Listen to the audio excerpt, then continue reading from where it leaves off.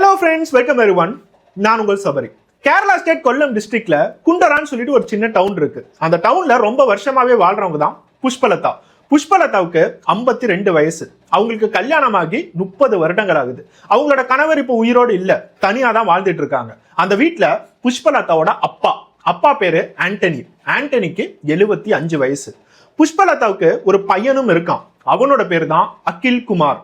அகிலுக்கு 25 வயசு. அதே கொல்லம் சிட்டில தான் பிறந்தது, வளர்ந்தது, படிச்சது எல்லாம். புஷ்பலதா என்ன வேலை கிடைச்சாலும் போவாங்க. சின்ன சின்ன வேலைக்கு போய் கிடைக்கிற காசை வச்சு அவங்களோட உணவுக்காகட்டும், தன்னோட பையனை வளர்த்துறதுக்காகட்டும் ரொம்ப கஷ்டப்பட்டு தான் வளர்த்தினாங்க.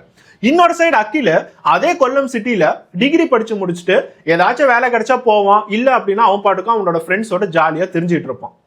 தன்னோட அம்மாவை காப்பாற்றணும், தன்னோட அம்மா ரொம்ப கஷ்டப்படுறாங்க, தாத்தா ரொம்ப கஷ்டப்படுறாரு, அப்பா இல்லாம குடும்பமே கஷ்டப்படுது அப்படிங்கிற ஒரு கேள்விக்குறியும் அகிலுக்கு இது வரைக்கும் வந்ததே இல்லை. புஷ்பலதாவும் அதை பத்தி அகில் கிட்ட பெருசா பேசுறதே விட்டாங்க. இவங்கிட்ட என்ன பேசினாலும் எதுவும் பண்ண முடியாது, இவனோட வாழ்க்கை இப்படி ஆயிடுச்சுன்னு சொல்லிட்டு அவங்களோட டெய்லி வாழ்க்கையை பாட்டுக்கும் அவங்க பாட்டுக்கு வாழ்ந்துட்டு இருந்தாங்க. ஆனா எல்லாருமே இந்த குடும்பத்தை திரும்பி பார்க்கற லெவலுக்கு, கேரளா மட்டும் இல்ல டோட்டல் இந்தியாவே இந்த குடும்பத்தை திரும்பி பார்க்குற லெவலுக்கு இந்த வீட்டில் ஒரு சம்பவம் நடந்துச்சு. கரெக்டா ஆகஸ்ட் 17 2024 வருடம் நைட்டு ஒரு 8 மணி பக்கம் பக்கத்து வீட்டுக்காரர் ஒருத்தவர் இவங்களோட வீட்டுக்கு வந்திருக்காரு. என்ன ரொம்ப நேரமா புஷ்பலதாவை வெளியவே காணோம், ஆண்டனி வேற என்கிட்ட பேசிக்கிட்டே இருப்பான், ஆண்டனியுமே வெளியே காணோம், எங்கதான் போனாங்க இவங்கன்னு சொல்லிட்டு போய் ரொம்ப நேரமா கதவு தட்டிட்டு இருந்திருக்காரு. அவரு ரொம்ப நேரமா கதவு தட்டினதுக்கு அப்புறம் தான் கதவு ஆல்ரெடி திறந்திருக்குங்கிறதே அவருக்கு தெரிய வந்திருக்கு. உள்ளார போய் பாக்குறாரு, என்ன ஆச்சு எல்லாத்துக்கும் அப்படின்னு சொல்லி உள்ளார போய் பார்த்தா அவருக்கு ஒரு பெரிய ஷாக். உள்ளுக்குள்ளார ஃபுல்லா ரத்த வெள்ளமா இருக்கு. செவுராகட்டும், தரையாகட்டும், எல்லா இடமும் ரத்த வெள்ளம். ஹால்ல அந்த 75 வயதுடைய தாத்தா ஆண்டனி விழுந்து கிடக்கிறாரு. அவர் உடம்புல ஏகப்பட்ட காயங்கள். பார்த்தா ஆல்ரெடி இறந்த மாதிரி தான் தெரியுது. உடனே என்ன ஆச்சு இருக்குன்னு சொல்லிட்டு அலறடிச்சு உள்ளார போய் பாக்குறாரு. பெட்ரூம்ல போறாரு. கடைசியா கிச்சனுக்கு போனா புஷ்பலதாவும் அங்க இறந்து கிடக்குறாங்க. கத்தியால உடம்புல குத்தி இருக்காங்க. எல்லா இடமுமே ரத்த வெள்ளமா இருக்கு. என்ன ஆச்சு புஷ்பலதாவுக்கு ஆண்டனிக்குன்னு சொல்லி கத்திக்கிட்டு பக்கத்து வீட்டுக்காரங்க எல்லாத்தையுமே கூப்பிடுறாரு. அதுல சில பேர் அகில் குமார் எங்க அப்படின்னு சொல்லிட்டு அகிலுக்கு கால் பண்றாங்க. ஆனா அகிலோட போன் சுவிட்ச் ஆஃப்லயே தான் இருக்கு. எங்க போயிட்டான் இவன்? எப்ப பார்த்தாலும் ஃப்ரெண்ட்ஸ் தெரிஞ்சுட்டு இருப்பான். அம்மாவும் போயிட்டாங்க, தாத்தாவும் போயிட்டாங்க, யாரோ கொலை பண்ணிட்டு போயிட்டாங்க, வீடை கொள்ளடிச்சிட்டு போயிட்டாங்களா, எதுவுமே தெரியாம எங்கடா சுத்திட்டு இருக்கான்னு சொல்லிட்டு அகில கடைசி வரைக்கும் யாராலையும் கண்டுபிடிக்கவே முடியல. உடனே போலீஸ்க்கு கால் பண்ணியிருக்காங்க. போலீஸ் டீம், ஃபாரன்சிக் டீம் எல்லாருமே வந்து அவங்களோட எவிடன்ஸ் எல்லாத்தையுமே கலெக்ட் பண்ண ஆரம்பிக்கிறாங்க. அவங்களாலையும் அந்த அகில கண்டுபிடிக்கவே முடியல. ஆரம்பத்துல போலீஸ் பக்கத்து வீட்டுக்காரங்க எல்லாத்திட்டுமே விசாரிக்கும் போது யாருக்கும் எந்த டவுட்டும் வந்ததே இல்லை. வீட்டுக்குள்ளார ஏதாச்சும் ராபரி, ஏதாவது திருட்டு கும்பல் பூந்துட்டாங்களான்னு பார்த்தா எல்லா விஷயங்களும் அப்படியே தான் இருக்கு. எதுவும் கலைஞ்ச மாதிரிலாம் தெரியல. இவங்க 2 பேர்த்த யாரோ டார்கெட் பண்ணி கொலை பண்ண மாதிரி இருக்கு. அது மட்டும் இல்லாம ஃபாரன்சிக் டீம் இன்னொரு விஷயத்தையும் கண்டுபிடிச்சிருக்காங்க. ஆம்புலன்ஸை கூப்பிட்டு இந்த 2 பாடியுமே ஆம்புலன்ஸுக்கு கொண்டுட்டு போகும்போது தான் ஆண்டனி அப்படிங்கிற 75 வயசு தாத்தா இன்னும் இறந்து போகல, அவர் சீரியஸான கண்டிஷன்ல உயிருக்கு போராடிட்டு இருக்காரு அப்படிங்கிறதே தெரிய வருது. ஹாஸ்பிட்டலுக்கு போனோன்னே புஷ்பலதா ஆல்ரெடி இறந்து போயிட்டாங்க அப்படிங்கிறத கன்ஃபார்ம் பண்ணிட்டாங்க. இந்த ஆண்டனி அப்படிங்கிற 75 வயது தாத்தாவை ஐசியூல வச்சு உயிரை காத்துக்கிட்டு இருந்தாங்க. ஆனா அவங்களாலையும் 5 நாளைக்கு மேல எதுவும் பண்ண முடியல. அவரு ரெக்கவர் ஆகுறது ரொம்ப கஷ்டம். அவருக்கு 75 வயசு ஆயிடுச்சு. 75 வயசுல இவ்வளவு காயங்களோட ரத்தம் எவ்வளவு வெளியே போயிருக்கு. அதனால அவர் அப்படியே உயிர் இழந்துட்டாரு. யாராலையும் காப்பாற்ற முடியல. இப்ப போலீஸ்க்கு இருக்கிற ஒரே ஒரு விஷயம் என்னன்னா, அகில் குமார் எங்க? அகில் குமாருக்கு தான் யாரு கொலை பண்ணாங்க, இல்ல ஒருவேளை அவனே கொலை பண்ணிட்டானா அப்படிங்கிறதே தெரியும். இந்த ஒரு பெரிய டவுட்டோட தான் அகில் குமாரை அவங்க ட்ரேஸ் பண்ண ஆரம்பிச்சாங்க. சுத்தி இருக்கிற எல்லா சிசிடிவி கேமராவும் பார்க்கும்போது எந்த கொள்ள கும்பலும் உள்ளார வந்துட்டு போன மாதிரி எந்த சிசிடிவி காட்சிகளுமே இல்ல. அந்த ரோட்ல எல்லா விஷயங்களும் நார்மலா தான் நடந்துட்டு இருக்கு. பக்கத்து வீட்டுக்காரங்க கிட்ட ஏதாச்சும் அதிகமா சத்தம் வந்துச்சா அப்படின்னு கேட்டா கூட அந்த வீட்டுல என்ன நடந்தாலும் நம்ம காதுக்கு கேட்கிற மாதிரிலாம் பக்கத்து வீட்டுல இல்ல. எல்லாமே கொஞ்சம் கொஞ்சம் தூரத்துல தான் இருக்கு. அதனால போலீஸ்க்கு ஒரு ஐடியாவுமே இல்லை. இதெல்லாம் தாண்டி அகில் குமார் எங்க போயிருக்கான்னு சொல்லி சிசிடிவி எவிடன்ஸ் எல்லாம் வச்சு கண்டுபிடிக்கும் போது எப்ப போனா இந்த கொலை நடந்ததுக்கு அப்புறம் தான் அவன் திருவனந்தபுரம் ஓடிட்டானா, இல்ல அவன் திருவனந்தபுரம் போனதுக்கு அப்புறம் தான் இந்த கொலையே நடந்துச்சா, இந்த மாதிரி எல்லா விதத்திலையுமே அவங்க யோசிச்சுட்டு இருந்தாங்க. அகில் குமாரை கண்டுபிடிச்சா மட்டும்தான் இந்த கேஸை சால்வ் பண்ண முடியும். அதனால அவனோட மொபைலை ட்ராக் பண்ணிட்டே இருந்தாங்க. ஆனா அவனோட மொபைல் சுவிட்ச் ஆஃப்லயே தான் இருக்கு. இதெல்லாம் தாண்டி இந்த கேஸ் சைபர் கிரைம் டிபார்ட்மெண்ட்டுக்கு போகுது. அதுக்கான முக்கியமான காரணம் என்னன்னா, அந்த வீட்டுல தொலைஞ்சு போனது 2 விஷயம் தான். ஒன்னு புஷ்பலதாவோட பர்ஸ் காணாம போயிருக்கு, அதுல கொஞ்சம் காசு இருந்திருக்கிறதுக்கான வாய்ப்புகள் இருக்கு. இன்னொன்னு அவங்களோட மொபைல் போனும் காணாம போயிருக்கு. சோ இந்த மொபைல் போன் தொலைஞ்சு போயிருக்கு அப்படின்னா கல்பிரிட் ஏதோ ஒரு இடத்துல மொபைல் போனை சுவிட்ச் ஆன் பண்ணுவான், அப்ப மாட்டிக்குவான்னு சொல்லிட்டு 2-3 நாட்கள் பக்கம் அவங்க அப்படியே அதை ட்ராக் பண்ணிக்கிட்டே இருந்தாங்க. இந்த சம்பவம் நடந்த 2 நாள் கழிச்சு அந்த கொல்லம் சிட்டில கொட்டியம்னு சொல்லிட்டு ஒரு ஏரியா இருக்கு. அந்த கொட்டியம் ஏரியால ஒரு மொபைல் போன் கடையில அந்த மொபைல் சுவிட்ச் ஆன் ஆயிருக்கு. உடனே போலீஸ் டீம் அங்க போறாங்க, அந்த மொபைல் போனை பறிமுதல் பண்றாங்க. அந்த கடையில பார்க்கும் போது இந்த அகில் குமார் அப்படிங்கிறவன் அந்த மொபைல் போன் வந்து செகண்ட் ஹேண்டுக்கு வித்து காசு வாங்கிட்டு போயிட்டான் அப்படிங்கிற இன்ஃபர்மேஷன் தெரிய வருது.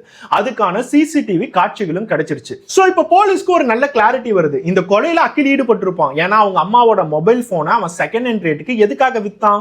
அவங்க அம்மாவை கொன்னுட்டு அவனே மொபைலை தூக்கிட்டு போயிட்டானா? இதுதான் ஒரு பெரிய கேள்வி. அதுக்கு அடுத்ததா இந்த அகிலை எப்படி ட்ராக் பண்றது? மொபைல் போனையும் வித்துட்டான். இந்த கொலையில ஏதாச்சும் ஒரு விட்னஸ் இருக்கான்னு பார்த்தா எந்த விட்னஸுமே இல்ல, யாருக்கும் ஒரு ஐடியாவுமே இல்ல. இது ஒரு பெரிய தலைவலியா தான் இருந்துச்சு. அகில் எங்க போனா?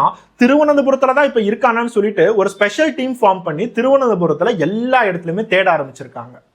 அதுக்கு அடுத்த ஒரு வாரம் கழிச்சு போலீஸ்க்கு ஒரு முக்கியமான க்ளூ கிடைச்சிருக்கு. இந்த புஷ்பலதாவோட பர்ஸ்குலரா அவங்களோட ஏடிஎம் கார்டு இருந்திருக்கு. அந்த ஏடிஎம் கார்டை நியூ டெல்லியில இருக்கிற ஒரு ஏடிஎம் சென்டர்ல டிரான்சாக்ஷன் பண்ணிருக்காங்க. 2000 ரூபாய் பக்கம் காசு எடுத்திருக்காங்க. சோ இப்ப புஷ்பலதாவோட ஏடிஎம் நியூ டெல்லியில ஆக்சஸ் ஆயிருக்கு அப்படின்னா அந்த அகில் குமார் திருவனந்தபுரத்துல இருந்து நியூ டெல்லிக்கு டிராவல் பண்ணியிருக்கான். சோ இப்ப நியூ டெல்லியில இருக்கிற அந்த ஏடிஎமோட சிசிடிவி கேமரா பார்க்கும் போது இந்த அகில் குமார் தான் வந்து அந்த ஏடிஎம் வச்சு 2000 ரூபாய் எடுத்திருக்கான் அப்படிங்கிற இன்ஃபர்மேஷனும் தெரிஞ்சிருச்சு. சோ இப்போ இவங்க கல்பிரிட்டன் நினைச்சிட்டு இருக்க அந்த அகில் குமார் திருவனந்தபுரத்துக்கு போய் திருவனந்தபுரத்துல கொஞ்ச நாள் தங்கிட்டு அதுக்கப்புறம் நியூ டெல்லிக்கு போயிருக்கான். இந்த நியூ டெல்லிக்கு அவன் எதுக்காக போனா? நியூ டெல்லியில ஏதாவது கான்டாக்ட் இருக்கா? எப்படி ஒருத்தன் திடீர்னு திருவனந்தபுரத்துல இருந்து தெரியாத ஒரு இடத்துக்கு போக முடியும்னு சொல்லிட்டு எல்லாத்திட்டையுமே விசாரிச்சிருக்காங்க. அப்பதான் புஷ்பலதாவோட ரிலேட்டிவ்ஸ் எல்லாமே அந்த போலீஸ் கிட்ட கான்டாக்டுக்கு வராங்க. அந்த ரிலேட்டிவ்ஸ்லாம் என்ன சொல்லியிருக்காங்க? இந்த அகில் குமார் அப்படிங்கிறவன் எப்ப பார்த்தாலும் போதையிலேயே தான் இருப்பான். அவன் உடம்புக்கு என்ன எடுக்கிறான், ட்ரக்ஸ் ஏத்திக்கிறானா, தண்ணி அடிக்கிறானா, இந்த மாதிரி எதுவும் தெரியாது. ஆனா எல்லா போதை பழக்கமும் இருக்கு. முக்கியமா கொஞ்ச மாதங்களுக்கு முன்னாடி அம்மாவை ரொம்ப கொடூரமா அடிச்சு உடம்பு எல்லாத்தையுமே காயம் பண்ணிட்டு வீட்டுல இருக்கிற காசு எடுத்தா ஓடிட்டான். எங்க ஓடினான்னு பார்த்தா நியூ டெல்லிக்கு தான் ஓடினான். அவனுக்கு நியூ டெல்லியில நிறைய கான்டாக்ட்ஸ் இருக்கு. அவன் இந்தியால நிறைய இடங்கள்ல சுத்தி இருக்கான். அவனை பத்தி ஒரு போலீஸ் கேஸும் நாங்க ஃபைல் பண்ணோம்.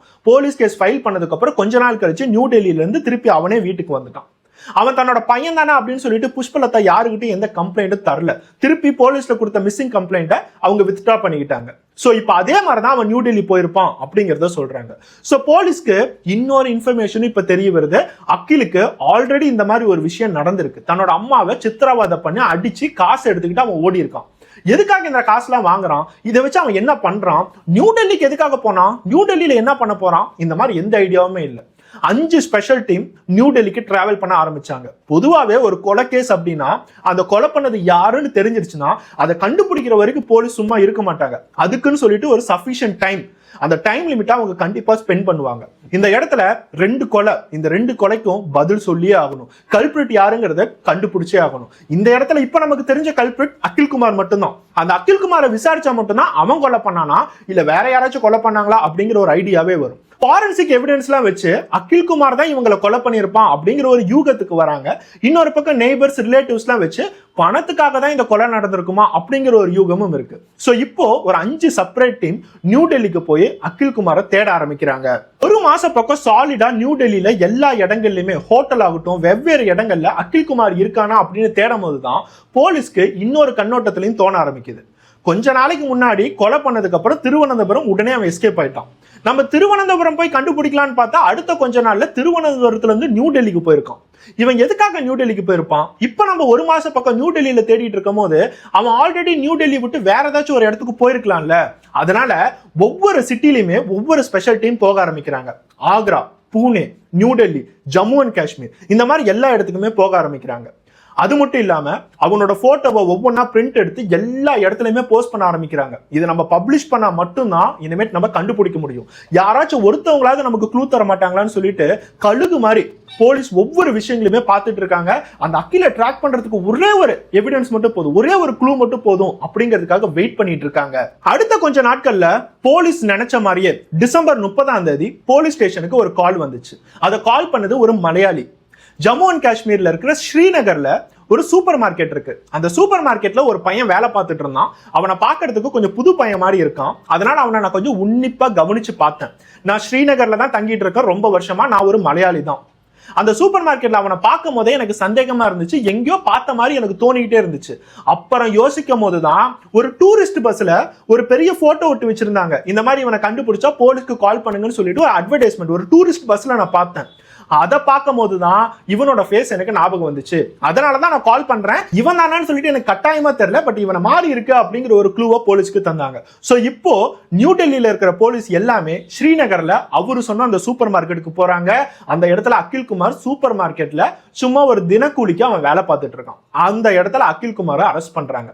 சோ அப்ப அகிலுக்கு நீட்டாவே தெரிஞ்சிருச்சு, நம்ம கேரளால செஞ்ச ஒரு கிரைம்க்கு கொல்லம் சிட்டில இருந்து ஸ்ரீநகர் வரைக்கும் வரக்கூடிய ஒரு பவர் போலீஸ்க்கு இருக்கு அப்படிங்கறது அவனுக்கு புரிய வருது. உடனே அவனை கொல்லம் சிட்டில இருக்கிற போலீஸ் ஸ்டேஷனுக்கு கொண்டுட்டு வராங்க, என்கொயரியை ஸ்டார்ட் பண்றாங்க. கேரளாவுக்கு கொண்டுட்டு வரதுக்கு முன்னாடி அகில் தங்கியிருந்த இடத்துக்கு போறாங்க. அகில் தங்கியிருந்த வீட்டுக்கு போய் எல்லா இடத்தையுமே சர்ச் பண்ணும்போது அவன் கஞ்சாவுக்கு அடிக்ட் ஆயிருக்கான் அப்படிங்கிறது நல்லாவே தெரிய வருது. இந்த கஞ்சா அப்படிங்கிறது ஒரு போதைப் பொருள், எல்லாத்துக்குமே தெரியும். அதுக்கு அடிக்ட் ஆனதுனால எப்பயுமே அந்த கஞ்சா இல்லாம அவனால இருக்க முடியறதே இல்லை. அதனாலதான் அவனோட வீட்டுல நிறைய சண்டை வந்துகிட்டே இருக்கும். அவன் வீட்டுல நிறைய காசு கேட்டுக்கிட்டே இருப்பான். இவன் காசு கொடுக்க கொடுக்க போதைக்கு அடிக்ட் ஆகுறானேன்னு சொல்லிட்டு வீட்டுல காசு கொடுக்கறதே நிறுத்தினாங்க. அப்பதான் இவன் வயலண்ட் ஆக ஆரம்பிக்கிறான். சோ அந்த ஸ்ரீநகர்ல அவன் தங்கி இருக்கிற வீட்டுல கஞ்சா எல்லாத்தையுமே பறிமுதல் பண்றாங்க. இந்த கஞ்சா அவன் எப்படி வாங்கினா, நார்த் இந்தியால எப்படி இதுக்கெல்லாம் ஆக்சஸ் இருக்கு இப்படிங்கிறது எதுவுமே போலீஸ்க்கு தெரிய வரல. அங்க ஸ்ரீநகர் போலீஸ்ட இந்த இடத்துல கஞ்சாக்கான ஆக்சஸ் எல்லாமே இருக்கு அப்படிங்கிற ஒரு கம்ப்ளைண்ட்டை கொடுத்துட்டு இந்த குற்றவாளியை கேரளாவுக்கு கூட்டிட்டு வராங்க.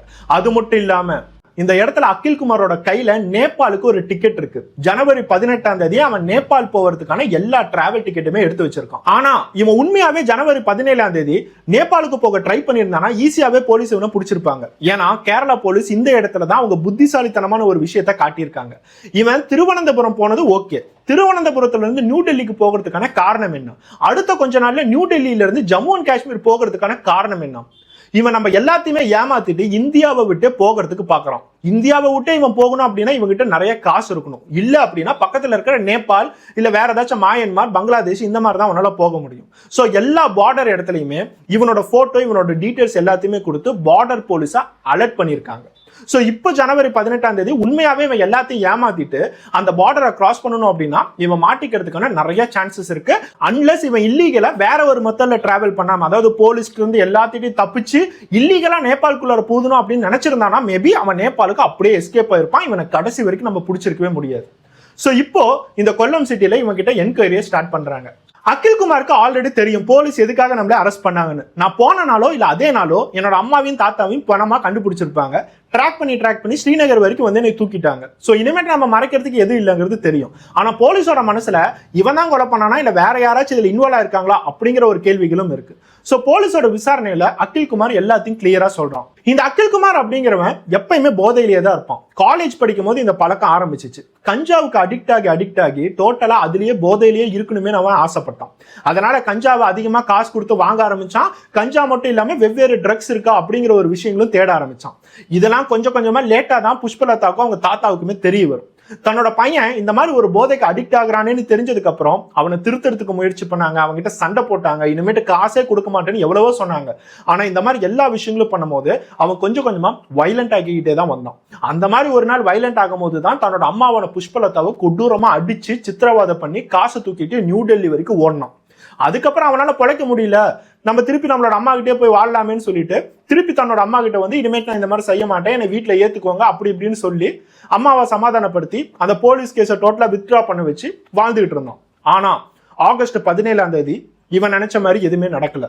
அன்னைக்கு இவன் கையில டோட்டலா காசே இல்ல, கஞ்சா வாங்குறதுக்கும் காசு இல்ல, இவன் கையில இருந்த ஸ்டாக்கும் டோட்டலா முடிஞ்சு போச்சு. அந்த இடத்துல இவனுக்கு யார் இந்த மாதிரி விஷயங்கள்லாம் விற்கிறாங்க அப்படிங்கிற ஒரு இன்ஃபர்மேஷன் அவங்க அம்மாவுக்கு தாத்தாவுக்கு தெரியாது. அப்படி ஒரு இன்ஃபர்மேஷன் கிடைச்சிருந்துச்சுன்னா அவங்க அப்பவே போய் போலீஸ்ல கம்ப்ளைண்ட் கொடுத்துருப்பாங்க. இந்த இடத்துல இல்லீகலா நிறைய ஸ்டாக்ஸ் கிடைக்குது, இவன் போய் பெரிய காசு கொடுத்து வாங்குறான் அப்படிங்கிறது அவங்க அம்மாவுக்கு நல்லாவே தெரியும். ஆகஸ்ட் 17ஆம் தேதி தன்னோட அம்மாவான புஷ்பலதா கிட்ட 1 லட்சம் ரூபாய் கேட்டிருக்கான். 10 ரூபாய் 20 ரூபாவோ இல்ல 1000 ரூபாய் 5000 ரூபாவோ இல்ல, 1 லட்சம் ரூபாய். எதுக்காக? இந்த போதைக்காக. 1 லட்சம் ரூபாய் கொடுத்தா டோட்டலா ஸ்டாக் வாங்கி வச்சு அதுக்கப்புறம் அதை வச்சு நம்ம ஒரு மாசம் 2 மாசம் பக்கம் நல்லா என்ஜாய் பண்ணலாமேன்னு சொல்லிட்டு அம்மா கிட்ட 1 லட்சம் ரூபாய் கேட்டிருக்கான். ஒரு இண்டிபெண்டன்ட் உமன் கிடைக்கிற வேலைகள் கூலி வேலைகள் எல்லாத்தையுமே செஞ்சு கொஞ்சம் கொஞ்சமா காசு சேர்த்து வாழ்ந்துட்டு இருக்கவங்க தன்னோட பையன் போதைக்காக 1 லட்சம் ரூபாய் கேட்கறான் அப்படின்னா அந்த அம்மாவால தர முடியுமா? கொடுக்க முடியாதுன்னு சொன்னாங்க. உங்க பேங்க்ல இருக்கிற டெபாசிட் எடுத்து தாங்க அப்படின்னா அது நம்ம சாப்பிட்றதுக்காக வச்சிருக்கோம், நம்மளோட தாத்தா சாப்பிட்றதுக்காகவும் நான் சாப்பிட்றதுக்காகவும் நம்ம தினசரி வாழ்றதுக்காக வச்சிருக்கோம். அதை தூக்கி நீ போதைக்கு யூஸ் பண்ணிக்கிட்ட அப்படின்னா அப்புறம் நமக்கு சோறு எங்க அப்படிங்கறத கேட்டிருக்காங்க. இது மூலியமா அவங்களுக்குள்ளார நிறைய பிரச்சனைகள் வந்திருக்கு. முக்கியமா அந்த இடத்துல ஆண்டனி தன்னோட அம்மா ஒத்துக்கலன்னு தெரிஞ்சதுக்கு அப்புறம் ஆண்டனி தன்னோட தாத்தா கிட்ட வந்து காசு கேட்டிருக்கான். அந்த 75 வயது உடையவர் அவனை பிடிச்சி நல்லா திட்டிருக்காரு. காசுலாம் தர முடியாது, உன் போதைக்காக என்கிட்ட வர பென்ஷனையும் என்கிட்ட வர சேவிங்ஸையும் நான் உனக்கு தரணுமா, அப்புறம் சாப்பாடுக்கு எங்க போகிறதுன்னு அவரும் கேள்வி கேட்டிருக்காரு. வீட்டுல யாருமே காசு தரல அப்படின்னு தெரிஞ்சவன் அந்த 75 வயசு தாத்தாவை கொடூரமா அடிச்சு கொலை பண்றதுக்கு ட்ரை பண்ணியிருக்கான். அவரோட உடம்புகள்ல அத்தனை காயங்கள், கையில கிடைக்கிறது எல்லாத்தையுமே எடுத்து அடிச்சிருக்கான். அவரால் கத்த கூட முடியல அந்த வயசுல. கிச்சனுக்குள்ளார வேலை பார்த்துட்டு இருக்க புஷ்பலதாவுக்கு வெளியே இந்த மாதிரி தன்னோட அப்பாவை அடிச்சிட்டு இருக்கான் அப்படிங்கிறது தெரியல. அவங்க பாட்டுக்கு வீட்டுல சமையல் செஞ்சுட்டு இருக்காங்க. இந்த இடத்துல அந்த 75 வயதுடையவரை அடிச்சு கொலை பண்றதுக்கு ட்ரை பண்ணி கடைசியா அவரு செத்துட்டாரு அப்படிங்கறத அவனே கன்ஃபார்ம் பண்ணிக்கிட்டு கிச்சனுக்குள்ளார நுழைய ஆரம்பிச்சான். கிச்சனுக்குள்ளார எதுக்காக போனானா, இதே மாதிரி தன்னோட அம்மாவையும் கொலை பண்ணணும். இப்ப நான் தாத்தாவை கொலை பண்ணிட்டேன், இப்ப என்னோட அம்மா போலீஸ் கம்ப்ளைண்ட் போய் தருவாங்கல்ல, சோ என்னோட அம்மாவையும் கொலை பண்ணிட்டு இருக்கிறது எல்லாத்தையுமே எடுத்துக்கிட்டு நம்ம எங்கேயோ கண்காணாத இடத்துக்கு போய் போதையிலேயே வாழலாமேன்னு சொல்லிட்டு கிச்சனுக்குள்ளார போயிருக்கான். ஒரு கத்தி எடுத்து தன்னோட அம்மாவான புஷ்பலதாவை கொடூரமா நிறைய டைம் குத்தி அந்த இடத்துல கொலை பண்ணியிருக்கான். புஷ்பலதா அந்த இடத்துல கத்துறது யாருக்குமே வெளியாட்களுக்கு கேட்கல. வீடு எல்லாமே பக்கத்துல ஒட்டி இல்ல, கொஞ்சம் கொஞ்சம் தூரமா தான் இருக்கு. தன்னோட அம்மாவை அதே இடத்துல ரத்த வெள்ளத்துல கொலை பண்ணிட்டு இந்த எல்லா விஷயங்களும் பண்ணும் போதும் அவன் போதையிலேயே தான் இருந்திருக்கான். 2 பேரும் செத்துட்டாங்க அப்படிங்கறத தெரிஞ்சதுக்கு அப்புறம் அந்த வீட்டுல அவங்க அம்மா சமையல் பண்றதுக்கு எல்லா விஷயங்களுமே செஞ்சு வச்சிருக்காங்க. காய்கறிகள் எல்லாத்தையும் கட் பண்ணி வச்சிருக்காங்க, மீன் எல்லாத்தையுமே வாங்கி வச்சிருக்காங்க. தன்னோட அம்மாவோட பிணம் கீழே கடக்கும் போது ரத்த வெள்ளத்துல அந்த இடத்துல அவன் சமையல் பண்ணியிருக்கான். சாப்பாடு, மீன் குழம்பு இந்த மாதிரி எல்லாத்தையுமே செஞ்சு டைனிங் டேபிள்ல கொண்டுட்டு வந்து வச்சு சாப்பிட்டு இருக்கான். அவன் சமையல் செய்யும் போதும் அந்த இடத்துல சாப்பிடும் போதும் ஒரு மியூசிக் பிளேயர்ல சத்தமா மியூசிக் போட்டு என்ஜாய் பண்ணிட்டு அவன் சாப்பிட்டு இருக்கான். இவ்வளோ விஷயங்கள் செஞ்சதுக்கு அப்புறம் தன்னோட அம்மாவோட பர்ஸ், தன்னோட அம்மாவோட மொபைல் ரெண்டுத்தையுமே எடுத்துட்டு அவன் எஸ்கேப் ஆயிருக்கான். அம்மாவோட மொபைல் நம்ம கிட்டே இருந்தா மாட்டிக்குவோன்னு தெரிஞ்சுதான் பக்கத்துல கொட்டியம் அப்படிங்கிற இடத்துல ஒரு செகண்ட் ஹேண்ட் மொபைல் ஷாப்ல போய் அந்த மொபைலை வித்துட்டு அதோட காசையும் எடுத்துக்கிட்டு ஸ்ட்ரெயிட்டா திருவனந்தபுரம் போயிருக்கான். அங்க ஒரு ட்ரெயினை பிடிச்சி அடுத்த ஸ்ட்ரெயிட்டா டெல்லிக்கு போயிருக்கான். டெல்லியில நமக்கு வேற வழியே இல்லை, காசு இன்னும் அதிகமா வேணும். அம்மாவோட பர்ஸ்ல இருந்த காசு எல்லாமே தீந்துடுச்சு. அம்மாவோட ஏடிஎம் இருக்கு, அந்த ஏடிஎம்ல இருந்து 2000 ரூபாய் எடுத்திருக்கான். அந்த ஏடிஎம்ல இருந்து ஏன் 2000 ரூபாய் எடுத்திருக்கான்னா 2000 ரூபாய் தான் அந்த பேங்க் பேலன்ஸ் இருக்கு, 2000 அவன் எடுத்துட்டான். சோ இந்த 2000 ரூபாய் எடுக்கும் போது போலீஸ் கண்டிப்பா இதை ட்ராக் பண்ணுவாங்கிறது அந்த அகில் குமாருக்கு தெரிஞ்சிருக்கு. அதனாலதான் அந்த 2000 ரூபாய் எடுத்தோன்னே அடுத்ததான் அவன் ஸ்ரீநகர் டிராவல் பண்ணியிருக்கான். போலீஸ் கிட்ட இருந்து நம்ம ஈஸியா தப்பிச்சிடலாமேன்னு தெரிஞ்ச அகில் குமாருக்கு சுத்தி இருக்கிற மக்கள், நம்மளோட கேரளா மக்கள் கூட ஸ்ரீநகர்ல தங்கியிருப்பாங்க, அவங்கள ஒருத்தர் நம்மளை பிடிச்சி தருவாங்கிறது அந்த அகில் குமாருக்கு தெரியல. சோ இப்போ அகில் குமார்கிட்ட விசாரிக்கும் போது எல்லா விஷயங்களும் கன்ஃபார்ம் ஆயிடுச்சு. இவனோட சொந்தக்காரங்க, இவனோட பக்கத்து வீட்டுக்காரங்க எல்லாருமே இவன் எப்பயுமே ஒரு போதையிலேயே தாங்க இருப்பான், இவனுக்கு இவங்க அம்மாவுக்கு நிறைய சண்டை வரும் இப்படின்னு சொன்னது எல்லாமே உண்மைதான். காசுக்காக தான் அவனோட அம்மாவாகட்டும் தாத்தாவாகட்டும் 2 பேத்தையும் கொலை பண்ணியிருக்கான். அந்த காசு எதுக்காக? போதைக்காக. இந்த எல்லா விஷயங்களும் போலீஸோட விசாரணையில கேட்டதுக்கு அப்புறம் இது எல்லாத்துலயுமே பிரஸ்ல அவங்க அறிக்கையும் தந்திருக்காங்க. இந்த கொலை எதுக்காக நடந்துச்சு அப்படிங்கிற கேஸையும் அவங்க ரிசால்வ் பண்ணிட்டாங்க. சார்ஜ் ஷீட் எல்லாத்தையும் ஃபைல் பண்ணி இப்ப ரிமாண்ட்ல வச்சிருக்காங்க. இந்த சம்பவம் நடந்தது ஆகஸ்ட் 17ஆம் தேதி. 4 மாசத்துக்கு அப்புறம் ஜனவரி 2ஆம் தேதி தான் இந்த அகில் குமாரை ஸ்ரீநகர்ல போலீஸ் அரெஸ்ட் பண்ணிருக்காங்க. இந்த 4 மாச பக்கம் 5 தனிப்படை உடைய போலீஸ் வெவ்வேறு சிட்டிஸ்க்கு போய் நார்த் இந்தியா டோட்டலா அலசி வெவ்வேறு இடங்களை அட்வர்டைஸ்மெண்ட் ஒட்டி இந்த இடத்துல அகில் குமாரை கண்டுபிடிச்சிருக்காங்க. அவங்களோட திறமைக்கு இது கிடைச்ச ஒரு பெரிய பரிசு தான். ஒருத்தன் எந்த ஓரத்துல வேணாலும் கொலை பண்ணிருக்கட்டும், அவன் இந்தியால எங்க போனாலும் சரி நாங்க அந்த இடத்துல அவனை கண்டுபிடிச்சு தூக்குவோம், ஸ்கெட்ச் போட்டு தூக்குவோம் அப்படிங்கிறத இந்த இடத்துல போலீஸ் ரொம்ப திறமையாவே சொல்லியிருக்காங்க.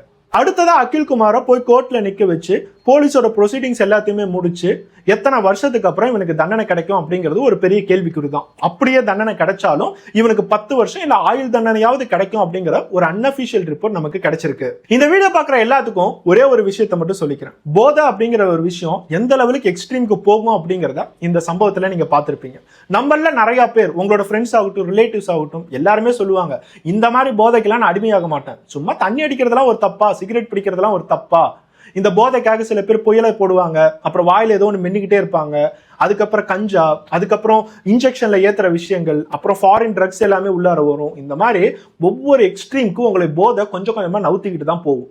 ஆரம்பத்தில் இதை ட்ரை பண்ணலாமே அப்படின்னு சொல்லி ட்ரை பண்ணீங்கன்னா அப்பதான் நீங்க அதுக்கு விக்டிமே ஆகுறீங்க. நிறைய பேர் இந்த போதைக்கு அடிமையாகி தன்னோட சொந்தத்துல இருக்கிற எல்லாத்தையுமே கொன்னுட்டு, அந்த கொலை நடக்கிறது எதுக்காக? போதைக்காக. அந்த போதையில இவங்க என்ன பண்றாங்க அப்படிங்கிறது இவங்களுக்கு தெரியாது. ஒவ்வொருத்தவங்களும் சரி, நான் சும்மா வாரத்துல ஒரு நாள் தண்ணி அடிக்கிறேன், இதெல்லாம் தப்பா? மாசத்துல ஒரு நாள் எப்பயாச்சும் தண்ணி அடிக்கிறதுலாம் தப்பா அப்படின்னு கேட்டா, தப்பா கரெக்டாங்கிறது நான் சொல்ல வரல. ஆனா அந்த போதை அப்படிங்கிற ஒரு விஷயம் ஒரு கெட்ட பழக்கமாக எல்லா இடத்துலயுமே பார்க்கப்படுது. நிறைய பேருக்கு கோவமே வருது. தண்ணி அடிக்கிறது நீ எப்படி கெட்ட பழக்கம்னு சொல்லுவ? என்னோட உடம்பு வலிக்காக நான் தண்ணி அடிக்கிறேன், எனக்கு நிறைய பிரச்சனைகள் இருக்குப்பா, அதனால நான் ட்ரக்ஸ் எடுக்கிறேன், இதெல்லாம் ஒரு பழக்கம், கெட்ட பழக்கம்னு சொல்லிலாம் சொல்லாத சபரி அப்படின்னு சொல்றவங்க நிறைய பேர் இருக்காங்க. ஒரே ஒரு விஷயத்தை தெரிஞ்சுக்கோங்க, இந்த நாட்டில் நடக்கிற முக்கால்வாசி கிரைம் போதையினாலதான் நடக்குது. ரோட்ல சும்மா நடந்து போயிட்டு இருக்க ஒரு பொண்ணை கொடூரமா ரேப் பண்ற விஷயங்கள், குழந்தைகளை ரேப் பண்ற விஷயங்கள், தன்னோட சொந்தங்களை கொல்ற விஷயங்கள், எல்லா இடத்துலயுமே முக்கால்வாசி கிரைம்ல நான் போதையில என்ன செய்யறதுன்னு தெரியாம பண்ணிட்டேன், அது குழந்தைங்கிறது எனக்கு அந்த போதையில தெரியவே இல்லை, இந்த மாதிரி எல்லாமே கடைசியா வந்து அந்த அடிக்ஷன்ல தான் நிக்குது. ஒரு ட்ரக், ஒரு ஆல்கஹால், அந்த போதை அப்படிங்கிற ஒரு விஷயத்துக்கு ஒருத்தன் அடிக்ட் ஆனா அப்படின்னா அவன் என்ன செய்யறான் அப்படிங்கிறத அவனுக்கே தெரியல. அப்புறம் அதை எப்படி நம்ம ஒரு நார்மலான பழக்கம்னு சொல்ல முடியும்? அதுவும் ஒரு கெட்ட பழக்கம் தான். தயவு செய்து நீங்க இந்த மாதிரி ஒரு பழக்கத்துல இருந்தீங்க அப்படின்னா அதை உடனே நிறுத்துறதுக்கான கரெக்டான வாய்ப்புகள் தான் இந்த மாதிரி வீடியோஸை நான் பப்ளிஷ் பண்றது. இந்த ஒரு சோஷியல் அவேர்னஸ் வச்சு நமக்கு வரக்கூடிய அந்த போதை, அது 5 நிமிஷமா இருக்கட்டும், 10 நிமிஷமா இருக்கட்டும், ஒரு நாள் முழுக்க இருக்கட்டும், ஒரு நாள் நைட்டு கூட இருக்கட்டும், அந்த போதை உங்களை என்ன மாதிரி ஒரு இடத்துக்குலாம் கொண்டுட்டு போகலாம் அப்படிங்கிறத கொஞ்சம் யோசிச்சு பாருங்க. நிறைய பேர் இந்த போதை அப்படிங்கிறதுக்கு அடிக்ட் ஆகும் போது ஒரே ஒரு விஷயத்த தான் சொல்றாங்க, எனக்கு ஏகப்பட்ட பிரச்சனைகள் இருக்கு, எனக்கு ஸ்ட்ரெஸ் இருக்குப்பா, இந்த ஸ்ட்ரெஸ்ல நான் தண்ணி அடிச்சா மட்டும்தான் என்னால தூங்க முடியுது, எனக்கு ஃபினான்ஷியல் ஸ்ட்ரெஸ் இருக்கு, என்னோட ஃபேமிலியில இருக்கிற பிரச்சனை உனக்கு தெரியவே தெரியாது, அந்த ஃபேமிலியை சமாளிக்கிறதுக்கு பதிலாக நான் நீட்டா தண்ணி அடிச்சுட்டு நான் நார்மலா தூங்குவேன்ப்பா இப்படின்னு சொல்லுவாங்க. இன்னொரு பக்கம் ஒருத்தன் பிரச்சனையே இருக்காது, நான் சந்தோஷமா இருக்கிறதுக்கு தண்ணி அடிக்கிறேன், அப்பப்ப பார்ட்டி பண்றதுக்கு நான் தண்ணி அடிப்பேன் அப்படின்னு சொல்லிட்டு வேற போதைக்கெல்லாம் போயிட்டு இருப்பாங்க.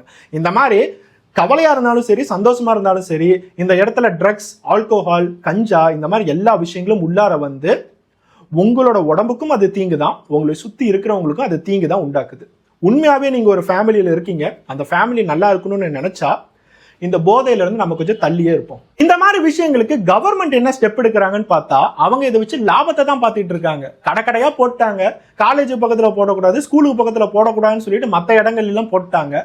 ஒவ்வொரு டைம் லிமிட் போயிட்டு இருக்கு, அந்த டைம் லிமிட்டை தாண்டி அன்அஃபிஷியலா நிறைய ஓடிட்டு இருக்கு. பப்ளிக் ஹாலிடேஸ்ல லீவுன்னு சொல்லிட்டு அப்பயும் அன்அஃபிஷியலா ஓடிட்டு இருக்கு.